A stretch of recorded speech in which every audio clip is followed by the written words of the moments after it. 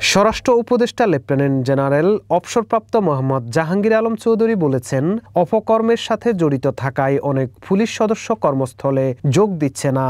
যারা এখনো কর্মস্থলে যোগ দেননি তাদের আর যোগদান করতে দেয়া হবে না।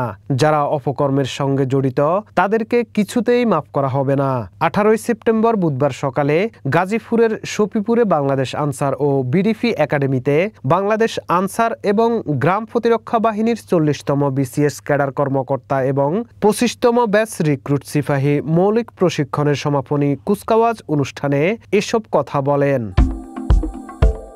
স্বরাষ্ট্র উপদেষ্টা বলেন, বাংলাদেশ সৃষ্টির ঐতিহাসিক প্রেক্ষাপট থেকে শুরু করে স্বাধীনতার পরবর্তীতে দেশের প্রতিটি জরুরি মুহূর্তে আনসার বাহিনীর সদস্যরা গভীর দেশপ্রেম নিয়ে এগিয়ে এসেছে।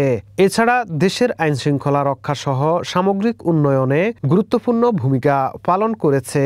সেনাবাহিনীর ম্যাজিস্ট্রেসি ক্ষমতা জনগণের সুবিধার জন্য দেয়া হয়েছে জানিয়ে উপদেষ্টা বলেন, সেনাবাহিনী দীর্ঘদিন ধরে মাঠে কাজ করছে। তাদের একটা ক্ষমতার ভেতর দিয়ে কাজ করতে হবে। আমাদের অন্য বাহিনীতে কিছু স্বল্পতা রয়ে গেছে।